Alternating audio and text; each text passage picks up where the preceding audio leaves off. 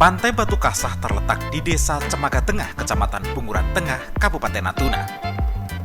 Pantai ini terkenal dengan pemandangannya yang indah dengan ombak yang menakjubkan. Pantai Batu Kasah disebut juga dengan Pantai Cemaga oleh warga setempat. Nama Batu Kasah sendiri berasal dari bahasa masyarakat setempat yang berarti cantik, sehingga Pantai Batu Kasah berarti pantai dengan bebatuan yang indah dan cantik. Pesona keindahan di kawasan wisata ini adalah hamparan pasirnya yang putih dengan tekstur lembut serta bibir pantai yang terbentang luas, ditambah dengan kejernihan airnya yang biru yang membuat para wisatawan betah berlama-lama. Di sekitar pantai bertabur bebatuan raksasa yang sangat besar. Itu sebabnya Pantai Batu Kasah menjadi geosite wisata di Kabupaten Natuna. Konon batu-batu besar tersebut sudah ada sejak dulu. Menurut cerita masyarakat setempat, seluruh batu digunakan sebagai benteng pengintai terhadap serangan bajak laut yang menyerang daerah sini. Sementara di sekitar pantai terdapat pepohonan kelapa dan pondok untuk wisatawan beristirahat.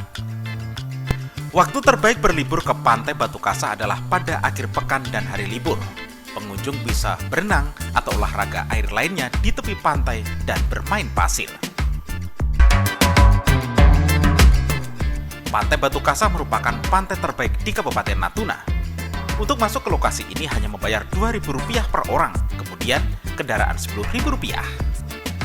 Nah, bagi Anda yang berwisata ke sini, jangan lupa membawa peralatan kamera, karena Pantai Batu Kasah ini memiliki banyak spot untuk berfoto.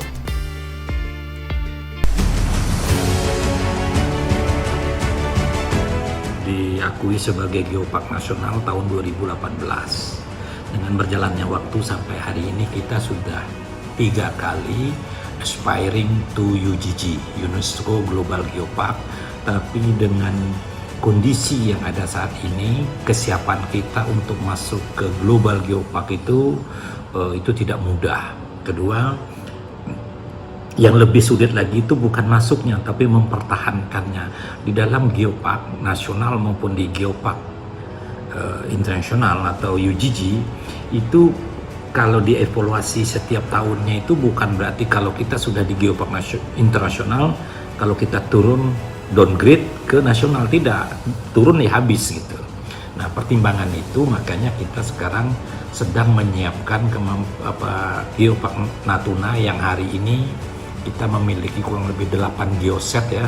Contohnya aja geoset Batu Kasah, Pulau Akar, Setanau, Senua, Gunung Ranai, dan beberapa lain lagi.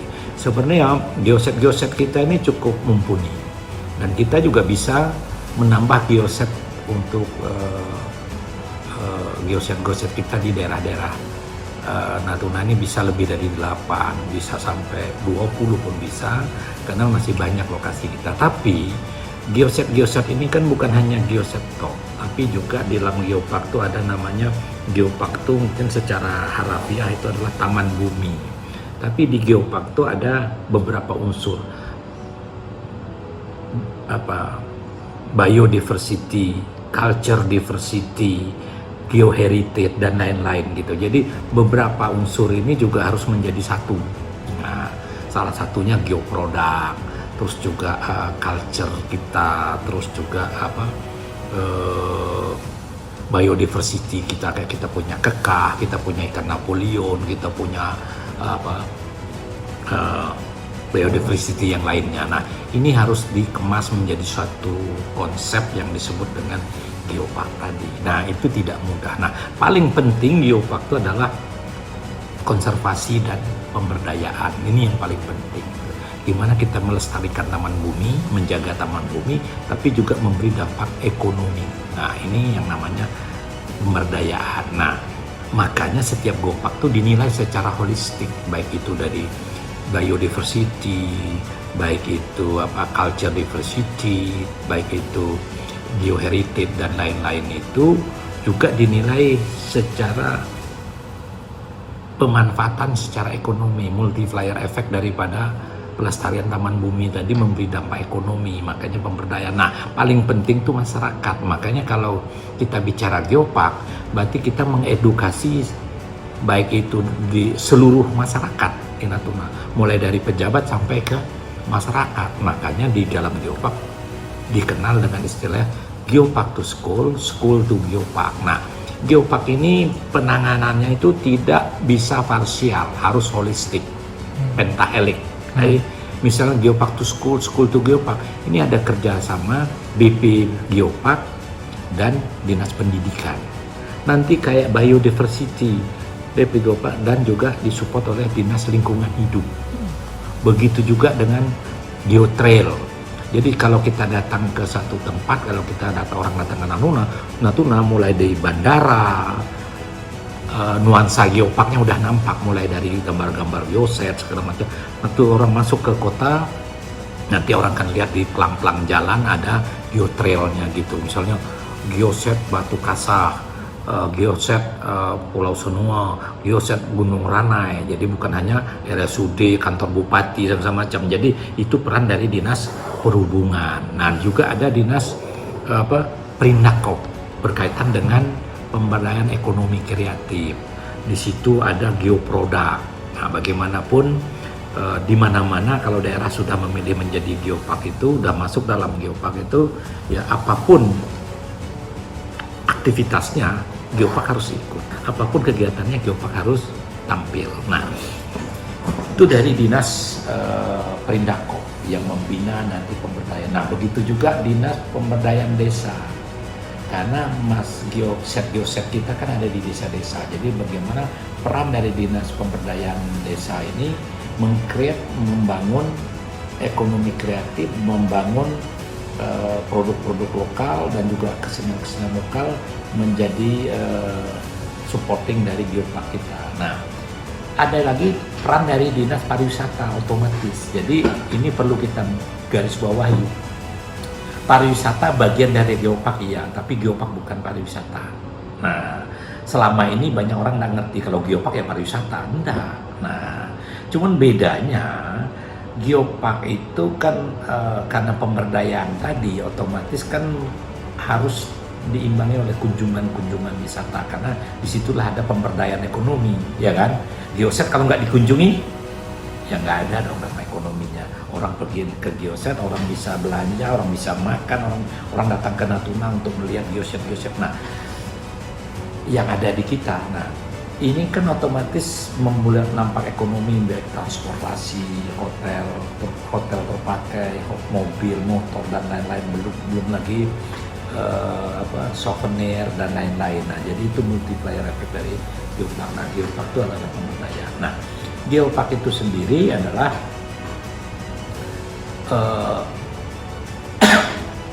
taman bumi yang juga diminati oleh turis-turis internasional. Kalau kita masuk dalam UNESCO Global Geopark, kita masuk dalam networknya UGG tadi.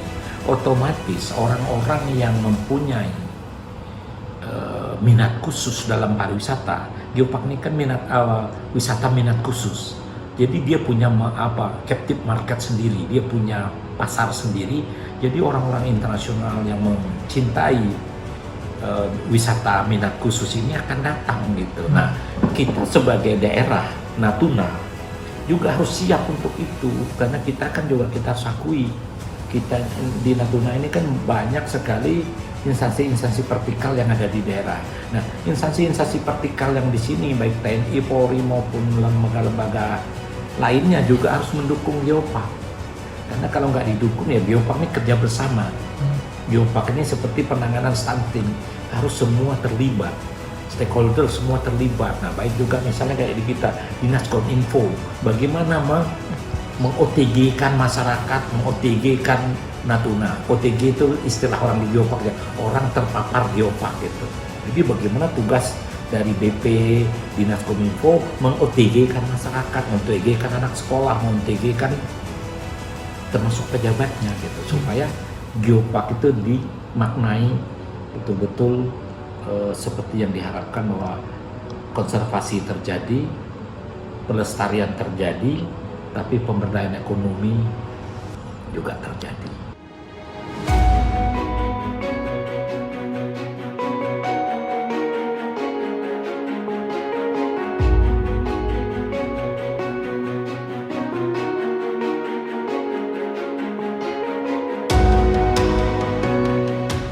kita tidak melihat Geopark Natuna itu per geoset, pemberdayaannya, culture-nya, segala macam itu kan per geoset, tapi Geopark Natuna. Nah, Geopark itu bukan berarti semua lahan aset harus milik pemerintah, tidak.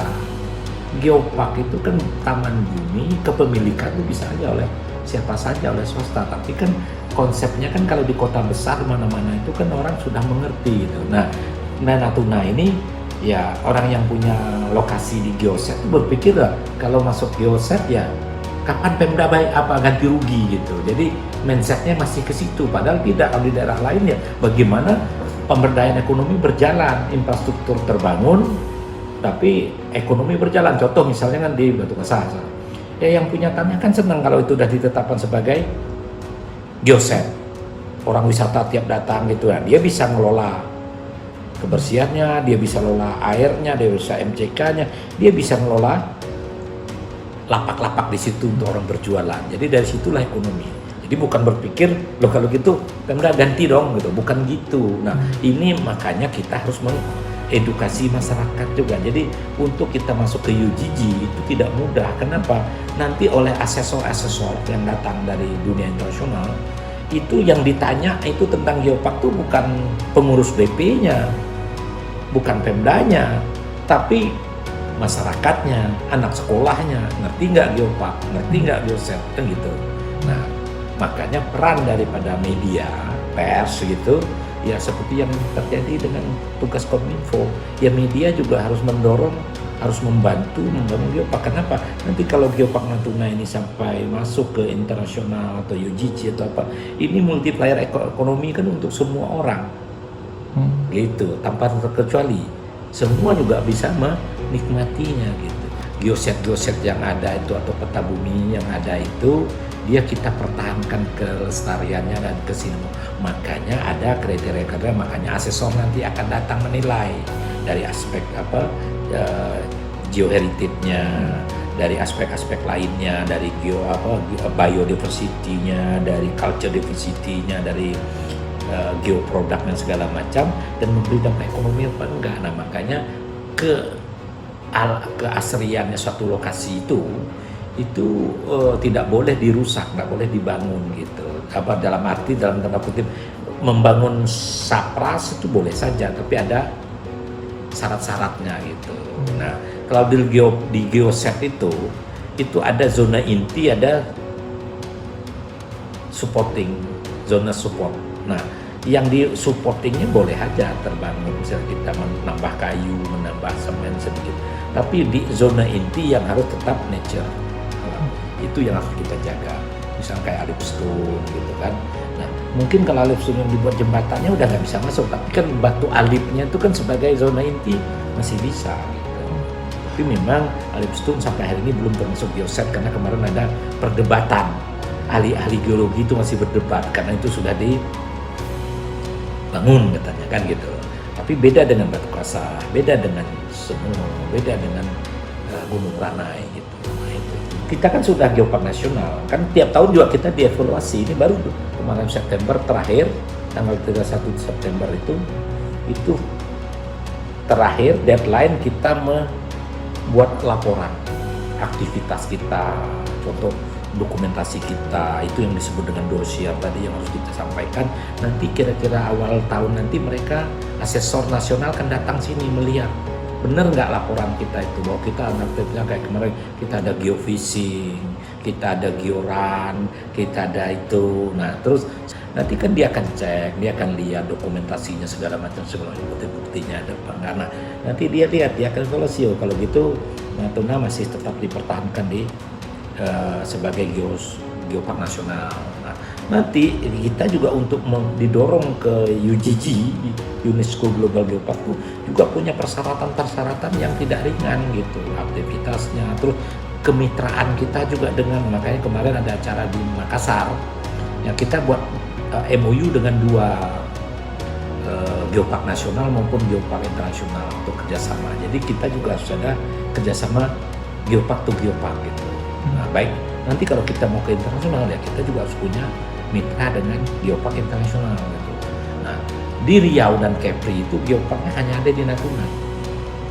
Nah, Contoh kalau di Sumatera Utara itu ada Danau Toba, kaldera Danau Toba. Terus kalau di Sumatera Barat ada, di Jambi ada. Nah, nggak semua daerah ada, nggak setiap provinsi ada. Riau nggak ada. Nah, kalau di Jawa ada beberapa, di Makassar. Nah, jadi memang ini konsep ini akan terus kita pertahankan supaya Natuna tetap dalam geopark nasional minimal. Kita naik, tapi kalau kita nggak siap, kita jatuh. Jadi kita betul-betul, ya orang bilang kalau mau naik tuh ya kita pikirkan dengan matang gitu. Walaupun daerah-daerah lain sudah berebut menjadi ke UGG gitu ya. Kita bukan tidak ingin, karena kita juga agak tidak mudah gitu. Tapi yang terutama itu di pemberdayaan dan akses stabilitas kita. Orang dari dan ke Natuna kan tidak mudah karena tiket mahal. Terus banyak hal lah yang memang perlu kita pertimbangkan, dan jumlah penerbangan juga masih relatif kecil, ya kan? Nah, terus juga mungkin hotel dan juga restoran, dan juga ini juga mungkin perlu kita pikirkan juga ke depan gitu, karena kalau kita sudah mengambil dapat status global geopark, ya itu kan masuk dalam networknya global geopark, itu otomatis ya seperti yang saya bilang tadi, turis-turis minat khusus itu akan datang. Nah, kita siap nggak untuk datang? Daerah, saya nggak bilang Pemda, daerah Natuna siap nggak didatangin oleh orang asing dalam jumlah yang lebih banyak? Jangan masyarakat nggak siap, jangan-jangan instansi vertikal pun nggak siap gitu. Aneh gitu, kok banyak turis. Lain dengan Bali, lain dengan daerah-daerah yang sudah wisatanya sudah berjalan. Makanya kita melihatnya Natuna dengan geopark Natuna secara keseluruhan. Nah, sekarang kita bilang, orang datang ke Natuna untuk diving kayak, untuk snorkeling kayak, untuk apa kayak itu bentuknya, kan mereka perlu akses ke sini. Nah, akses itu apa? Ya, keterjangkauan juga penting. Contoh yang selalu jadi keluhan orang, ya datang ke Natuna, dari Batam ke Natuna itu lebih gampang dari Singapura ke Shanghai, dari Singapura ke Vietnam, murah tiketnya daripada ke Natuna. Nah, ini kan masalah yang harus kita pikirkan juga. Terus nanti, kita didatangi oleh orang asing, siap nggak? Bisa-bisa kita nggak siap misalkan. Ya kalau orang asing datang ke Natuna, ya pasti kan mereka ingin senang kan, ya kan? Ya kalau mereka nggak nyaman, apa mungkin mereka betah? Atau 1-2 orang datang dengan pengalaman buruk, apa dia akan cerita baik? Enggak dong, dia akan cerita yang kurang baik, atau nanti nggak ada orang datang dong. Nah, ini kesiapan daerah untuk menyiapkan itu. Kalau kita bicara geopark, kita bicara wisata, kita bicara apapun, investasi pun sama. Kalau iklim investasinya nggak kondusif, apa orang mau datang?